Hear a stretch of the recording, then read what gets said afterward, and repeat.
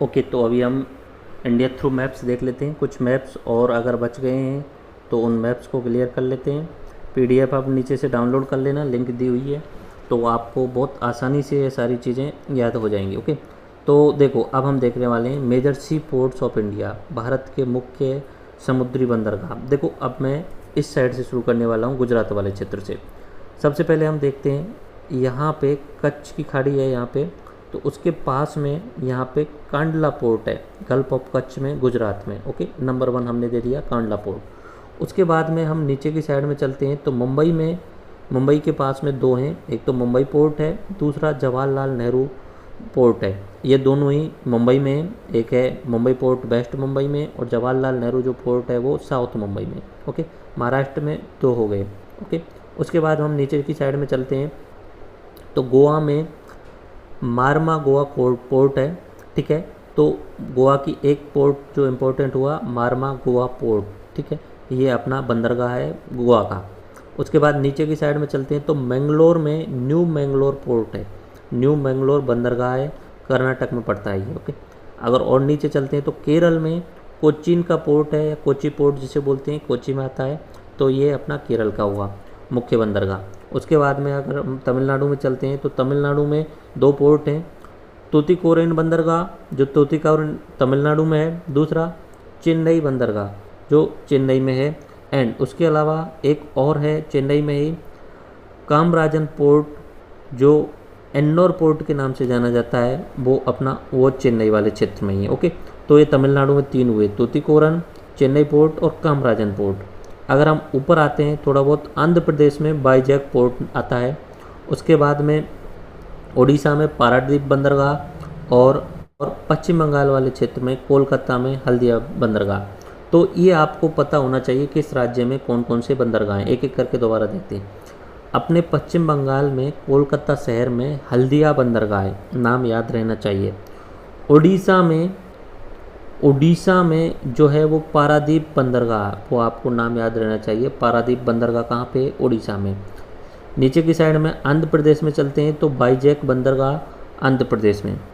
अगर हम तमिलनाडु में चलते हैं तो 3 आते हैं, कामराजन, चेन्नई एंड उसके बाद में तूतीकोरन। ये 3 जो है वो तमिलनाडु में, तूतीकोरन, चेन्नई पोर्ट एंड कामराजन बंदरगाह, ये अपने तमिलनाडु में। अगर केरल में देखें तो केरल का एक इम्पोर्टेंट है कोचीन बंदरगाह या कोची बंदरगाह केरल का। कर्नाटक में न्यू मैंगलोर बंदरगाह, ये इम्पोर्टेंट है। उसके बाद में अपना गोवा में मारमा गोवा बीच, वहाँ पे गोवा बंदरगाह है, मारमा गोवा बंदरगाह। एंड महाराष्ट्र में 2 हैं, मुंबई पोर्ट जो वेस्ट मुंबई में, और जवाहरलाल नेहरू पोर्ट जो है वो महाराष्ट्र में। गुजरात में कांडला पोर्ट। ओके, तो ये हमने major sea ports of India देख लिए हैं। इनके नीचे मैंने प्रैक्टिस के लिए यहाँ पे ब्लैंक मैप में ये बताए हुए हैं, आप खुद से ट्राई कर सकते हैं। गुजरात में मुंद्रा पोर्ट है, उसके अलावा बाड़ीनार पोर्ट भी है गुजरात में, दहेज पोर्ट वो भी गुजरात में ही है। ये छोटे हैं, इन्हें वो जो मेजर पोर्ट हैं उनके साथ साथ में छोटे छोटे हिस्से भी हैं। हजीरा पोर्ट जो है वो गुजरात में है, दिघी पोर्ट जो महाराष्ट्र में, एपीएम पीपावाव जो है वो गुजरात में है, कराईकल पोर्ट अपना पुडुचेरी में है, कनिकड़ा पोर्ट ये अपने गुजरात में है, गंगवरम पोर्ट गंगवरम बंदरगाह आंध्र प्रदेश में है, और धमरा पोर्ट ये अपना उड़ीसा में। तो ये तो मैंने आपको यहाँ पे जो माइनर हैं वो भी बताए हुए हैं, और जो मेजर अभी थोड़ी देर पहले बताए थे उनको भी आप यहाँ पे शामिल कर लेना। जैसे गुजरात का कांडला पोर्ट शामिल कर लेना, अपना महाराष्ट्र के 2 शामिल कर लेना, वो आपको प्रैक्टिस करने हैं। महाराष्ट्र के मुंबई वाले 2 शामिल कर लेना है, गोवा का 1 शामिल करना है, उसके बाद में मैंगलोर वाला कर्नाटक वाला शामिल कर लेना है, केरल वाला शामिल कर लेना है, तमिलनाडु में 3 शामिल करने हैं, तूतीकोरन मुंबई एंड कामराजन वाला, उसके बाद में बाईजैक बंदरगाह एंड ऊपर की साइड में धमरा पोर्ट, और ऊपर की साइड में हल्दिया पोर्ट। ठीक है, तो ये अपने मुख्य बंदरगाह जो मैंने आपको यहाँ पे बता दिए हैं, ये इसमें भी शामिल हैं कुछ बंदरगाह, और इस वाले मैप में भी। ये प्रैक्टिस के लिए भी दिया गया है, आप इसमें प्रैक्टिस करने की कोशिश करना। ओके, नेक्स्ट टॉपिक में हम चलते हैं। बाकी सारी चीज़ें मैं आपको वैसे बता चुका हूँ पहले मैप्स के थ्रू, बट यहाँ पे मैं रिवाइज मोड में करा रहा हूँ। देखो एग्जाम में पूछा जाता है प्रायद्वीपीय क्षेत्र में या प्रायद्वीपीय पठार में जो पहाड़ियाँ हैं उनका क्रम पूछा जाता है, उत्तर से लेके दक्षिण तक क्रम पूछा जाता है कि बताइए कि ये पहाड़ी कौन सी पहाड़ी सबसे ऊपर है या उत्तर से दक्षिण तक क्रम में बताइए। तो देखिए यहाँ पे पश्चिमी घाट की पहाड़ियों की बात कर रहे हैं हम। सबसे पहले महाराष्ट्र की 3 पहाड़ी नाम रखनी है ऊपर से नीचे की साइड में, सेलवारी, सतमला और त्र्यंबकेश्वर। 3 आपको ऊपर से नीचे की साइड में, सबसे ऊपर सेलवारी ये, उसके बाद में सतमला, उसके बाद में अपना त्र्यंबकेश्वर, ये 3 हुई ऊपर से नीचे की साइड में महाराष्ट्र वाले क्षेत्र में। अगर हम कर्नाटक में चलें तो कर्नाटक की कुद्रेमुख की जो पहाड़ियाँ हैं वो कर्नाटक में आती हैं।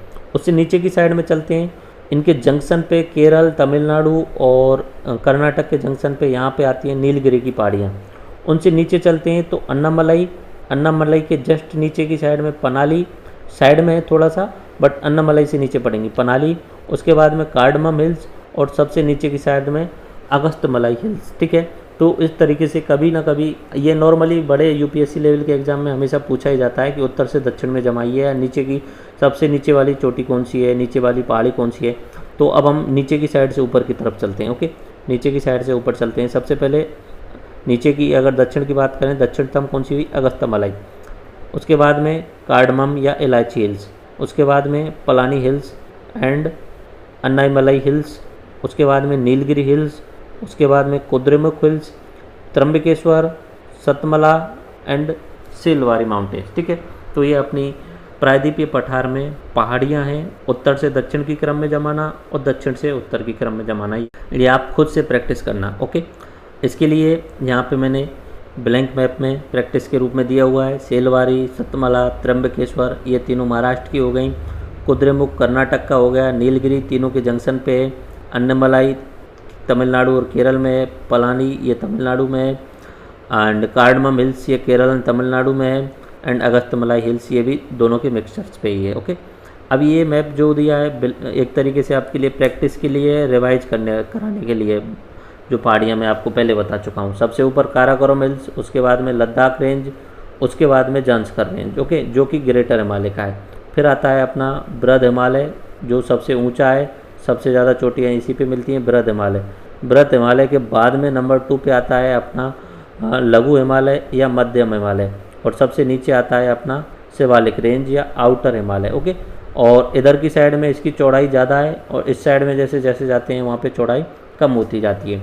मेघालय की 3 इम्पोर्टेंट पहाड़ियाँ हैं, गारो, खासी और जैंतिया। ओके, इधर की साइड में जो पहाड़ियाँ हैं वो पटकोईबुम वगैरह, नागा पहाड़ियाँ और जो राज्यों के नाम भी हैं उन पहाड़ियों के नाम पे लिखे गए हैं। ओके, अब शिवालिक रेंज ये बता दिया मैंने आपको। हिमालय की मुख्य हिमालय के 3 भाग हैं, ग्रेटर हिमालय, मध्य हिमालय और शिवालय हिमालय। राजस्थान की बात करें तो राजस्थान की बीचों बीच में से अरावली पर्वतमाला निकलती है। इस साइड में बारिश नहीं होती है, कारण क्या है कि जो इधर से जो हवाएं आती हैं वो सीधी समानांतर निकल जाती हैं, टकराती नहीं हैं। तो इस वाले क्षेत्र में जो बारिश नहीं होती है, इस वाले क्षेत्र में तो बारिश हो जाती है क्योंकि छोटी छोटी पहाड़ियाँ भी हैं और इधर की साइड से टकराने के बाद में जो है वो उस पूरे क्षेत्र में ही बारिश होती है, बट यहाँ वाले क्षेत्र पे बारिश नहीं हो पाती है। ओके, इसमें अपने राजस्थान में ये देख लिया आपने। एंड उसके बाद में हम बात कर रहे थे विंध्याचल पर्वतमाला है, उससे नीचे सतपुड़ा पर्वतमाला है, महादेव की पहाड़ियाँ हैं, इधर की साइड में गिर पहाड़ियाँ हैं और ये अपना कौन सा घाट है, पश्चिमी घाट, और इधर की साइड में टूटा टूटा इस तरीके से थोड़ा स्पेस दे करके पूर्वी घाट। ओके, और यहाँ पे पूर्वी घाट के मैदान है इस साइड में। ओके, तो ये आपके लिए प्रैक्टिस के लिए मैंने यहाँ पे दिए हुए हैं, रिवाइज करा रहा हूँ मैप्स के थ्रू। एंड इम्पोर्टेंट पोर्ट्स दोबारा में यहाँ पे रिवाइज हो रहे हैं। देखो, Dhamra port and Paradip port ये जो है अपने उड़ीसा के पोर्ट्स में ही आ रहे हैं। And Krishnapatnam port and Kamarajan port, Krishnapatnam जो है वो आंध्र प्रदेश में है, कामराजन जो है अपना चेन्नई वाले इलाके में, ओके, यानी तमिलनाडु में। और उसके अलावा बीओ चिदम्बरम पोर्ट जो है वो अपना तमिलनाडु वाले क्षेत्र में है। ओके, ये तो पोर्ट हैं। पोर्ट जो मैंने आपको पहले बता दिए वो सारे के गुजरात वाले बताए, उसके बाद महाराष्ट्र वाले, कर्नाटक वाला एक बताया था, केरल वाला, वो आप रिवाइज कर लेते रहना। ओके, उसके बाद में बायोस्फीयर रिजर्व को रिवाइज करा देता हूँ आपके लिए। भारत में कौन कौन से इंपॉर्टेंट बायोस्फीयर रिजर्व हैं। ऊपर की साइड से हम चलते हैं। हिमाचल प्रदेश में कोल्ड डेजर्ट है, ठंडा मरुस्थल है। उत्तराखंड में नंदा देवी है, ये बायोस्फीयर रिजर्व है। सिक्किम में कंचनजंगा बायोस्फीयर रिजर्व है। दिहांग एंड दिवांग ये अरुणाचल प्रदेश में बायोस्फीयर रिजर्व है। डिब्रू साइखोब ये जो अपना है असम में है। एंड उसके अलावा असम में मानस है। ओके, नोकरेक जो है वो मेघालय में, ये इंपॉर्टेंट है, आप याद रखना, मेघालय में नोकरेक बायोस्फीयर रिजर्व, ठीक है, नोकरेक बायोस्फीयर रिजर्व जो है वो मेघालय में। ओके, उसके अलावा अगर हम नीचे की साइड में आते हैं तो इधर की साइड में अगर देखें अचनकमार एंड अमरकंटक, ये जो बायोस्फीयर रिजर्व है ये अपना एमपी एंड छत्तीसगढ़ दोनों की बॉर्डर पे है। वेस्ट बंगाल में अपना पश्चिम बंगाल में सुंदरबन बायोस्फीयर रिजर्व है, उड़ीसा में सिमलीपाल बायोस्फीयर रिजर्व है, गुजरात में कच्छ वाला बायोस्फीयर रिजर्व है, एमपी में पन्ना बायोस्फीयर रिजर्व है, एंड उसके अलावा पन्ना पंचमढ़ी और इन दोनों के जंक्शन पे अचकमार एंड अमरकंटक, गुजरात में कच्छ हुआ। एंड साउथ में अगर चलते हैं तो तमिलनाडु, केरल और कर्नाटक के जंक्शन पे नीलगिरी बायोस्फीयर रिजर्व है। नीचे की साइड में अगस्तमलाई हिल्स हैं, वहाँ पे भी बायोस्फीयर रिजर्व है, Agasthyamalai biosphere reserve. And Bharat और श्रीलंका के बीच में जो यहाँ पे गल्फ ऑफ मन्नार बताई थी मैंने, गल्फ ऑफ मन्नार है इधर की साइड में, और इस साइड में पाक स्ट्रेट है, बट यहाँ पे हम देख रहे हैं गल्फ ऑफ मन्नार जो है वो बायोस्फीयर रिजर्व है। एंड आंध्र प्रदेश में शेषाचलम की पहाड़ियाँ मैंने आपको बताई थी, तो शेषाचलम में बायोस्फीयर रिजर्व है। एंड ग्रेट निकोबार द्वीप समूह है तो वहाँ पे भी बायोस्फीयर रिजर्व है। ओके, तो ये बायोस्फीयर रिजर्व हैं, आपको रिवाइज मोड में आपको बता दिए, पहले भी मैं बता चुका था। कोल्ड डेजर्ट हिमाचल प्रदेश का, उत्तराखंड का नंदा देवी, कंचनजंगा सिक्किम का, दिहांग दिबांग अरुणाचल प्रदेश का, मानस एंड डेब्रू साइकोव ये अपने असम के, नोकरेक मेघालय का, एंड अचंकमार एंड अमरकंटक ये अपना एमपी छत्तीसगढ़ का, पन्ना एंड पंचमढ़ी एमपी का, गुजरात का कच्छ, सुंदरबन जो है पश्चिम बंगाल का, सिमलीपाल अपना उड़ीसा का, शेषाचलम आंध्र प्रदेश का, नीलगिरी कर्नाटक, तमिलनाडु केरल का, अगस्तमलाई केरल और तमिलनाडु के बीच में, गल्फ ऑफ मन्नार जो है अपना श्रीलंका और भारत के बीच में, और ग्रेट निकोबार ये बायोस्फीयर रिजर्व जो है आपको रिवाइज मोड में मैंने यहाँ पे बता दिए हैं। अच्छा, एक इम्पॉर्टेंट सवाल और आता है, list of Ramsar sites in India. Wetlands जो होते हैं, नम भूमि होती है, आर्द्र नम भूमि, जहाँ पे बहुत समय से पानी भरा हुआ होता है तो वहाँ पे वेटलैंड बन जाता है, ऐसा दलदली इलाका सा बन जाता है जो नम भूमि होती है। ओके, तो ये पूछा जाता है, तो रामसर नाम की एक जगह है ईरान में, वहाँ पे कन्वेंशन हुआ था, तो उसके आधार पे इन वेटलैंड को संरक्षित करने का प्लान किया जाता है। ओके, तो रामसर साइट जिन्हें घोषित कर दिया जाता है। तो वेटलैंड्स कौन कौन से हैं अपने इंडिया में, ये देखिए। शुरुआत करते हैं जम्मू कश्मीर वाले क्षेत्र से। होकेरा वेटलैंड जो है वो जम्मू कश्मीर का है, इंपॉर्टेंट है, याद रखना, होकेरा वेटलैंड, ठीक है। उसके बाद पंजाब का हरिके बैराज वाला जो क्षेत्र है, उसके बीच में जैसे सतलज और ब्यास तो नदियाँ आती हैं, उनके पीछे की साइड में यहाँ पे बहुत सारा पानी भर गया है, तो यहाँ पे नमी भूमि हो गई है, वेटलैंड बन गया है, यहाँ पे नम भूमि बन गई है। ओके, तो वहाँ पे हरिके वेटलैंड बन गया है, तो हरिके वेटलैंड जो है पंजाब वाले क्षेत्र में, एंड पंजाब में ही कंजली वेटलैंड या नम भूमि बोलते हैं वो है। एंड हिमाचल प्रदेश की अगर बात करें तो चंद्रताल वेटलैंड जो है वो हिमाचल प्रदेश में। राजस्थान में काफ़ी इम्पोर्टेंट है, कैलादेव नेशनल पार्क है, वहाँ पे भी नम भूमि है, रामसर साइट है वो, कैलादेव नेशनल पार्क। उसके अलावा सामर लेक है, वहाँ पे भी रामसर साइट है। ओके, उसके अलावा असम में डिपोर बिल नाम से एक जगह है, वहाँ पे असम में, ये एक्चुअली में असम में डिपोर बिल, वहाँ पे वेटलैंड है। मणिपुर का लोकटक लेक काफ़ी इंपॉर्टेंट, मैंने आपको बताया था, मणिपुर की लोकटक लेक जहाँ पे फुंडीज पाई जाती हैं, और केबल लामजाऊ नेशनल पार्क जो है वो इसी के अंतर्गत है। ओके, एंड उसके बाद में अपना ईस्ट कलकत्ता में वेटलैंड है, वो अपने पश्चिम बंगाल के।